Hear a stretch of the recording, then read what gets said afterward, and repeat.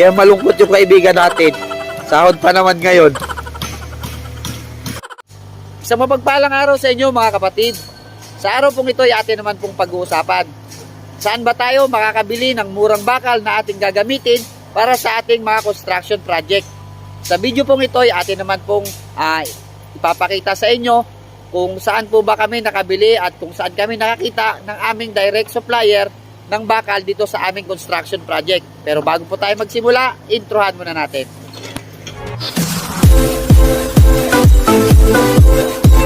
So, nandito na po ngayon yung deliver ng ating mga bakal, no? Itong bakal po namin na dineliver ngayon ay bali additional na lang po nung mga una naming mga delivery. Bali itong mga bakal namin na order ngayon ay direkta rin po yan sa planta. So, ipapakita ko po sa inyo, baka sakaling makatulong tong vlog na to, makakuha kayo ng magandang price pag kayo po ay nakadirekta sa planta. So, ito, nagdidiskarga po yung mga kasama natin.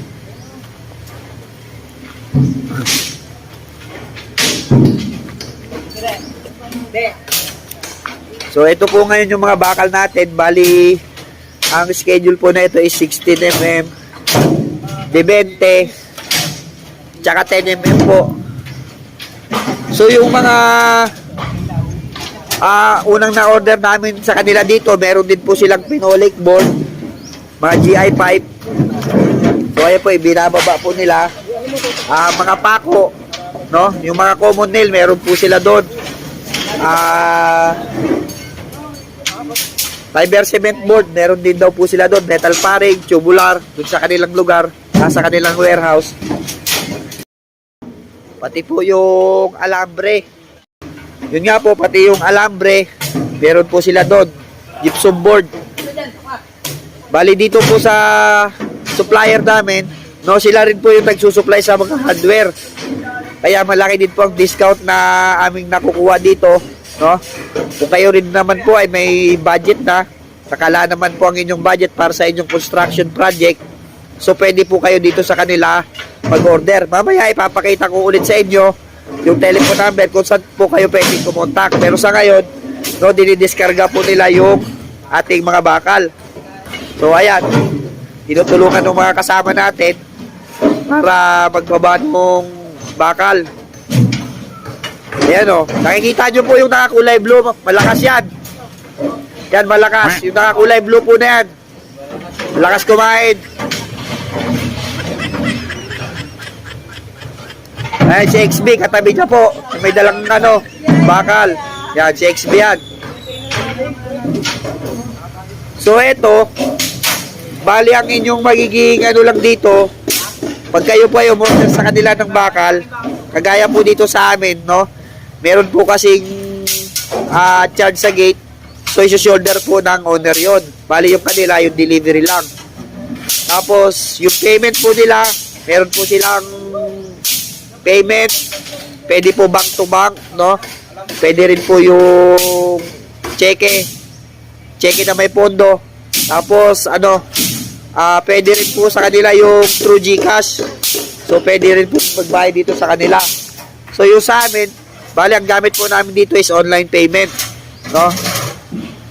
So malaking bagay din po ito pag kayo ay may direct na supplier ng inyong mga construction materials. So, ayan. Medyo may kabigatan din pong dala nila na to. Pero yung una po, mas marami po yan doon. Yung una naming order, siguro mga nasa 800,000 po yung value nun. Ito siguro ngayon, mga nasa, lang siguro, mga kulang-kulang 300,000 lang po yung karga po niyan. Yan. Ayos mo ka. La. Parang yun Dennis Pero di ko kaya bumitaw. Dahan lang, dahan. Di baling mabagal, basta mabilis.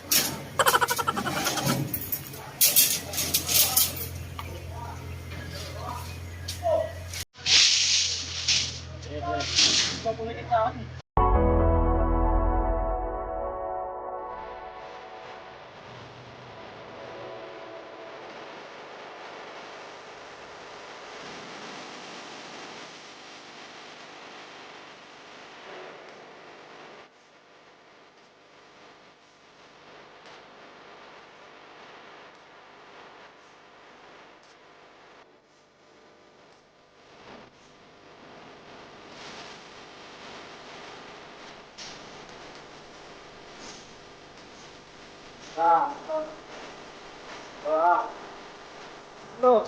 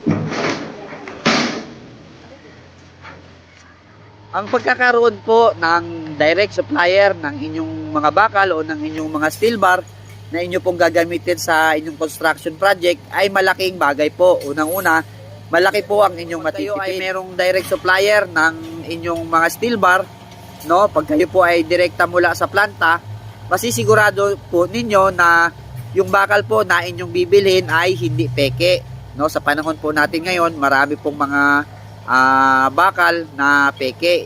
Ang ibig po sabihin ng mga peke na yan ay yan po yung mga substandard.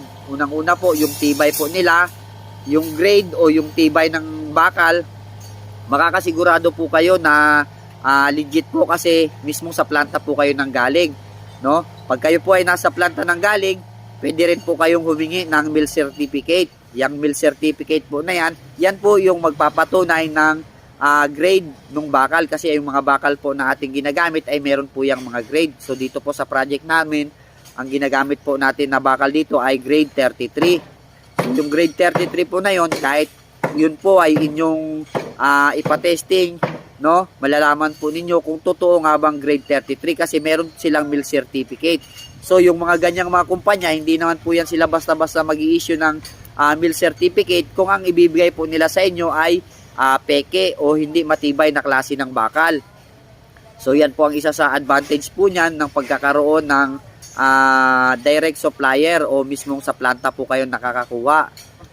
Disclaimer po, ang video pong ito ay hindi po sponsored video. Ang tanging nais po ng video pong ito ay maibahagi sa inyo ang mga kaalaman kung saan kami nakakabili ng mga murang produkto. Malaking bagay po ito na makakatulong sa inyo upang yung inyong construction cost ay mas mapamura pa po. Sa panahon po natin ngayon, no, alam po natin na masyadong mataas na ang presyo ng materyales, kaya malaking bagay po ang video pong ito, no, na malaman po ninyo kung saan ba makakabili ng murang mga steel bar na inyo pong gagamitin, lalong-lalo na po kung ang inyong project ay medyo malaki. Malaking bagay po na makahanap po kayo ng mga direktang supplier, kasi ito pong kausap po namin, hindi rin po siya ahente. Hindi rin po siya galing sa hardware. So ibig sabihin, wala pong markup yung aming presyo. Kung magkano kinukuha sa planta, yun din po ang binabayaran namin. Sa muli mga kapatid, maraming salamat po sa inyong pagsama at patuloy nyo pong pagsuporta sa ating YouTube channel. Maraming salamat din po sa patuloy po na pagsama sa akin sa ating video. Dalangin po namin na ang video pong ito ay nakadulot muli sa inyo ng kaalaman at inspirasyon at makakatulong sa inyong cost cutting sa inyong budget. Sa muli, ito po ang inyong kapatid, Jude Rios. God bless.